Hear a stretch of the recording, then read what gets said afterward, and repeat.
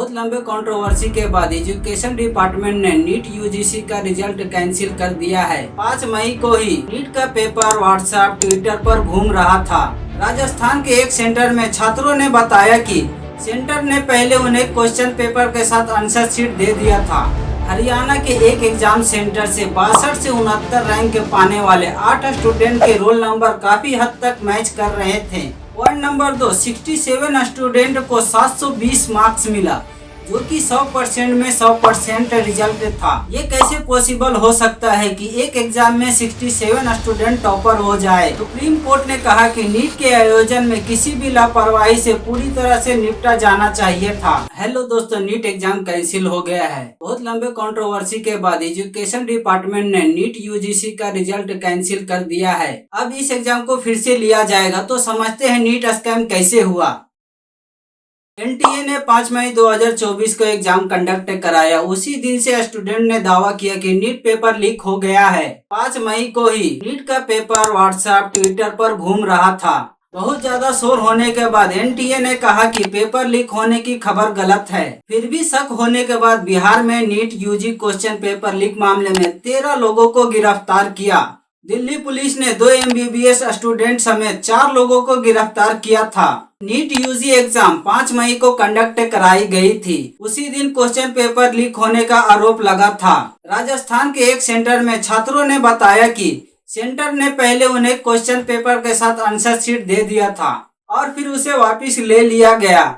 इतना ही नहीं, हिंदी मीडियम के छात्रों को अंग्रेजी मीडियम का पेपर मिला था। एनटीए ने उसी दिन क्लियर किया कि 120 छात्रों के लिए परीक्षा फिर से आयोजित की गई थी। ट्विटर पर कुछ लोगों ने सवाल किया कि परीक्षा के रिजल्ट इतना फास्ट कैसे और क्यों डिक्लेयर किए गए। लगभग 10 दिन पहले उन्होंने यह भी बताया कि हरियाणा के एक एग्जाम सेंटर से 62 से 69 रैंक पाने वाले 8 स्टूडेंट के रोल नंबर काफी हद तक मैच कर रहे थे।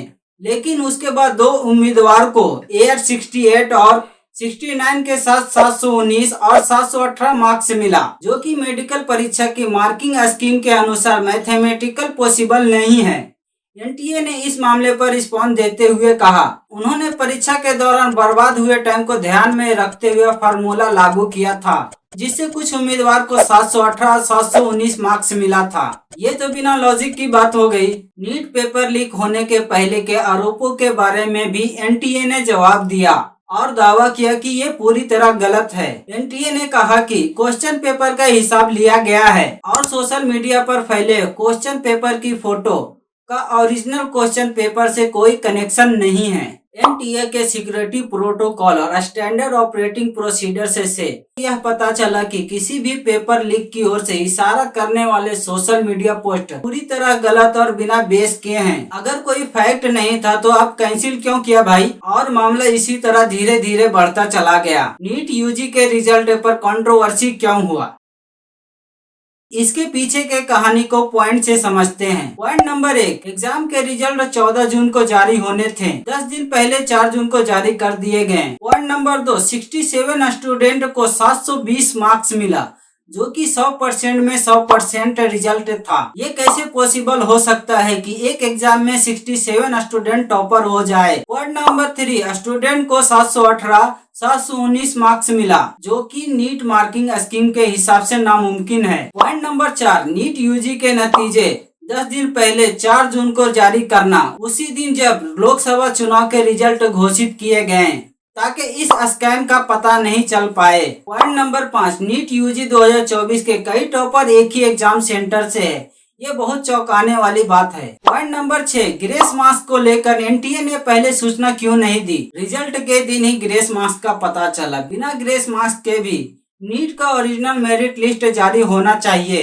पॉइंट नंबर 7, नीट के क्वेश्चन पेपर लीक होने का आरोप लोगों ने लगाया था, लेकिन फिर भी एजुकेशन मिनिस्टर और एनटीए सोता रहा। नीट रिजल्ट को कैंसिल क्यों करना पड़ा, पहले इसको समझ लेते हैं। इसमें 75% टॉपर सिर्फ ग्रेस मार्क्स से बने हैं। ये कैसा एग्जाम है जो 75% टॉपर ग्रेस मार्क्स से बनाया गया है? एनटीए ने 1563 स्टूडेंट को ग्रेस मार्क्स दिया। ये grace marks loss of time के वजह से दिया था।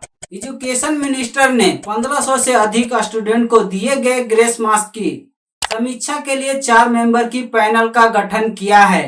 इस एग्जाम को फिर से करने के लिए 1,73,000 स्टूडेंट ने ऑनलाइन पिटीशन डाला था। इसके बाद यह मामला सुप्रीम कोर्ट पहुंचा। सुप्रीम कोर्ट ने कहा कि नीट के आयोजन में किसी भी लापरवाही से पूरी तरह से निपटा जाना चाहिए था। सुप्रीम कोर्ट से डांट सुनने के बाद एनटीए ने 19 जून के रात को नीट का रिजल्ट कैंसिल कर दिया। 19 जून 2024 को यूजीसी को नेशनल साइबर क्राइम एजेंसी से कुछ इनपुट किया गया है। होम मिनिस्ट्री के under Indian cyber crime coordination centre 14C की थ्रेड एनालिसिस यूनिट द्वारा इस परीक्षा पर रिपोर्ट तैयार की गई है। एग्जाम प्रोसेस में हाई लेवल की ट्रांसपेरेंसी और प्यूरिटी इंश्योर करने के लिए एजुकेशन मिनिस्ट्री भारत सरकार ने फैसला किया है कि यूजीसी नीट 2024 परीक्षा कैंसिल कर दी जाए।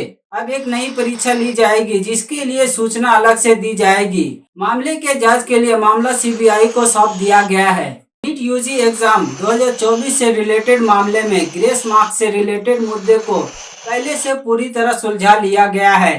पटना में परीक्षा के आयोजन में इरेगुलरिटीज के ताल्लुक में ईओयू बिहार पुलिस से रिपोर्ट मांगी गई है। रिपोर्ट मिलने पर सरकार आगे की कार्रवाई करेगी। अभी तक के जांच में पता चला है कि पेपर लीक कराने वाले अमित आनंद ने भी पुलिस पूछताछ में अपना गुनाह कबूल कर लिया है। उसने बताया है कि 5 मई को एग्जाम से एक दिन पहले पेपर बाहर आ गया था। रात भर पेपर रटवाया गया, सुबह पेपर को जलाकर फेंक दिया गया, जिसके निशाने पुलिस ने जब्त किए हैं। दानापुर नगर निगम ऑफिस के जूनियर इंजीनियर सिकंदर प्रसाद दोस्त है और उसे उसके भतीजे के लिए पेपर दिलवाया था। अभी आगे की कार्रवाई बाकी है। देखते हैं एजुकेशन डिपार्टमेंट और एनटीए क्या एक्शन लेती है। पेपर लीक मामले में आपका क्या ख्याल है, कमेंट करके बताएं।